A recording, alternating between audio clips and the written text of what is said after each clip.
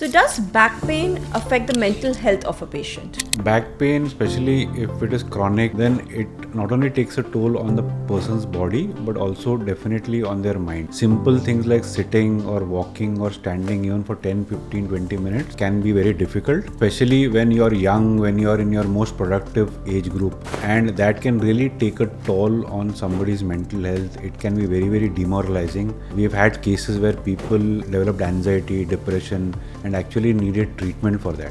So on the occasion of World Mental Health Day, what is that one take-home message that you have for people? For people with back pain, especially who have been suffering from it for quite some time, it is extremely important to diagnose your condition correctly and take treatment right now, so that they don't have to live with this pain for a prolonged period of time, and which can eventually seriously affect their mental and psychological state.